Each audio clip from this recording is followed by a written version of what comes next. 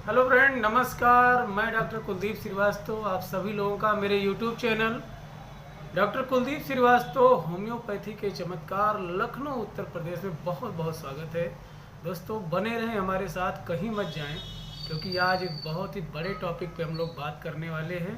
जी हाँ दोस्तों, आज हम लोग बात करेंगे कि पुराने से पुराना अगर जो कोई पाइल्स है, प्रोट्रूटेड पाइल्स है और बहुत ज़्यादा कॉन्स्टिपेशन रहता है। जी हाँ दोस्तों, मोर एंड मोर कॉन्स्टिपेशन किसी को रहता है, बहुत ज़्यादा कब्ज होता है, बहुत ज़्यादा हार्ड स्टूल होता है और इवन ऐसा लगता है कि लेटरिन का जितना भी औजार है, जी हाँ दोस्तों, सामान्य भाषा में समझें, क्योंकि जितने भी मोस्टली हमारे व्यूअर्स हैं वो they are mostly non medico ही रहते हैं। तो आप ये समझिए कि ऐसा लगता है कि जैसे सारी आंतें जो है आ करके इनर्सिया पार्ट में जो है, एनस में जो है के ऊपर जो है लोडेड हो गए हैं और पूरा एनस जो है ढक दिया है। रेक्टम से कोई भी मटेरियल बाहर नहीं निकल पा रहा है, यानी फुली चोक्ड हो गया है। जी हाँ दोस्तों, लेटरिन अगर जो बिल्कुल नहीं हो पाती है, बहुत ज़्यादा कांखना पड़ता है, बहुत ज़्यादा प्रेशर लगाना पड़ता है, जिसके वजह से क्या होता है कि प्रोट्रूडेड जो है पाइल्स जो है होती है, बहुत तेज़ी से जो है पिचकारी के तरीके से अगर जो ब्लड निकलता है और काफ़ी लंबे समय से ऐसी समस्या हो रही है और आप बहुत पीड़ित हैं। आपने जो है बहुत सारी होम्योपैथिक दवाइयाँ ले रखी हैं, इवन कोई ऐसी दवा नहीं बची है कि जिसको आपने ना लिया हो और थोड़ा बहुत आराम होता है या बिल्कुल नहीं आराम होता है और आप ज्यों के त्यों बने हुए परेशान हैं। या वो माताएं बहनें जो कि प्रेग्नेंट हैं और लास्ट मंथ आप प्रेगनेंसी में है या छठे सातवें महीने में है, उनको प्रोट्रूडेड पाइल्स हो गया है और बहुत ज़्यादा जो है पाइल्स की जो है समस्या है। इवन पाइल्स इतना ज़्यादा हो गया है कि इन्फ्लामेशन देखने को मिलता है एनस में।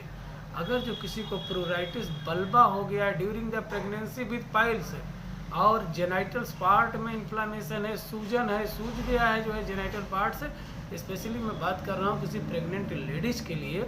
ऐसा आप देखते होंगे कि प्रेगनेंसी के दौरान लास्ट मंथ ऑफ प्रेगनेंसी या जो है छठवें सतवें महीने में किसी किसी को पाइल्स, प्रोट्रूटेड पाइल्स हो जाता है, मस्से सूज जाते हैं और जब भी वो प्रेशर लगाते हैं तो जो है ब्लीडिंग होने लगती है बहुत ज़्यादा और वह इतना ज़्यादा जो है जेनाइटल पार्ट में इचिंग होती है, खुजली होती है कि खुजलाते खुजलाते जो है एकदम से बिल्कुल लाल लाल हो जाता है और वहाँ पे जो है बहुत ज़्यादा सूजन आ जाती है। जी हाँ दोस्तों, redness and swelling with burning and pain, ये सारी चीज़ें देखने को मिलेंगी। या वो माताएं बहनें जिनको बहुत ज़्यादा कॉन्स्टिपेशन के वजह से, जी हाँ दोस्तों, डिस्मिनोरिया हो गया है। जी हाँ दोस्तों, डिस्मिनोरिया की प्रॉब्लम अगर जो हो गई है और अगर जो कोई पेशेंट है कॉन्स्टिपेशन के वजह से, जी हाँ दोस्तों ध्यान से समझिएगा, ड्यू टू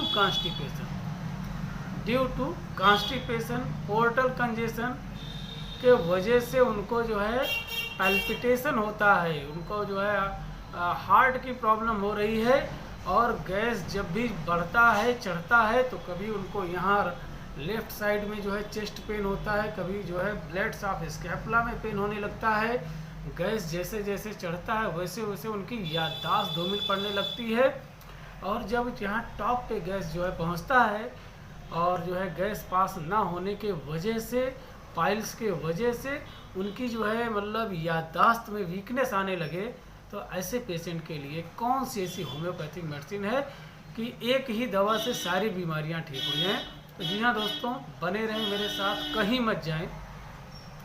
अगर जो इतनी सारी समस्याएं किसी को हैं, जितनी भी बातों को मैंने बात किया है और ये देखने को मिलता है कि जब कॉन्स्टिपेशन होता है, जी हाँ दोस्तों, जब कॉन्स्टिपेशन होता है तो हार्ट कंप्लेंट्स जो है आराम मिलता है और जब हार्ट कंप्लेंट सही होता है तो उसके बाद में फिर से पाइल्स हो जाता है या अन्य जो है चीज़ें जो है डिसअपेयर या अपेयर होने लगती हैं, ऐसी स्थिति आने लगे। और मोस्टली अगर जो वार्म रूम में या जो है लग्जरी जगह पे जो है रहते हैं तो प्रॉब्लम बढ़ता है, कोल्ड में प्रॉब्लम आराम मिलता है। तो ऐसे तमाम लोगों के लिए बहुत ही बेहतर मेडिसिन है। जी हाँ दोस्तों, उठाएं कागज़ और कलम, नोट करें दवा का नाम। आपसे करबद्ध निवेदन है कि ये दवाइयाँ हैं, कोई प्रैक्टिकल की चीज़ नहीं है। दवाइयों को मैं जब भी बताता हूँ दोस्तों, बहुत सारे लोगों ने कहा कि आप पोटेंसी नहीं बताते हैं, किस पावर में लेना ये नहीं बताते हैं, तो उनसे माफ़ी चाहता हूँ, क्योंकि हर इंसान की ससेप्टिबिलिटी अलग अलग होती है, पोटेंसी अलग अलग हो सकती है। सिर्फ दवा का नाम बताता हूँ और इन दवाइयों का प्रयोग आप स्वयं के विवेकानुसार ना करें। आप जब भी इस दवा का प्रयोग करें तो किसी रजिस्टर्ड, जी हाँ दोस्तों, रजिस्टर्ड होम्योपैथिक प्रैक्टिशनर के परामर्श के माध्यम से करें।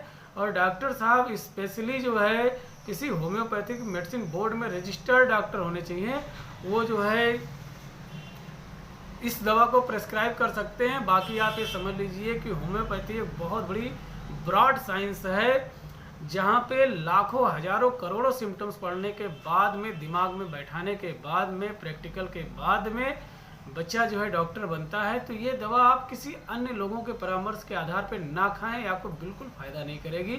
जब भी खाएं तो डॉक्टर के देखरेख में खाएं। सिर्फ और सिर्फ वो डॉक्टर ही होने चाहिए और कुछ नहीं होना चाहिए, रजिस्टर्ड होम्योपैथिक डॉक्टर होना चाहिए। और वीडियो उपरांत आपको लगता है कि मैं आपकी किसी समस्या में काम आ सकता हूँ या आपका कोई मदद कर सकता हूँ, तो आप अपने प्रॉब्लम ज़रूर कमेंट बॉक्स में लिखें। जी हाँ दोस्तों, मेडिसिन का नाम है कोलिन्सोनिया कैनेडेंसिस। जी हाँ दोस्तों, बहुत ही ज़बरदस्त मेडिसिन है। एक बार इसे घर लेकर के आएँ और डॉक्टर के परामर्श के अनुसार खाएँ। मैं उम्मीद करता हूँ कि आपका जो है ड्यू टू कॉन्स्टिपेशन, जितने भी हार्ट के रिलेटेड प्रॉब्लम सही हो जाएगा। Due two piles and constipation and congestion, जो आपका जो है पाइल्स रिलेटेड प्रॉब्लम है या जो है डाइजेस्टिव रिलेटेड प्रॉब्लम है, सारे प्रॉब्लम सही होंगे। अगर जो लास्ट मंथ आप प्रेगनेंसी से रिलेटेड समस्याएं, तो उसमें भी बहुत ही रामबाण औषधि है। तो इन्हीं बातों के साथ अपनी बारी को विराम देता हूँ। इतना ही कहना चाहूँगा कि अगर जो कुछ करना ही चाहते हो तो किसी और की मदद करके देखो, शायद उसका जो नशा है शायद ज़िंदगी में कभी ना उतरे। जय हिंद, जय भारत, जय होम्योपैथी।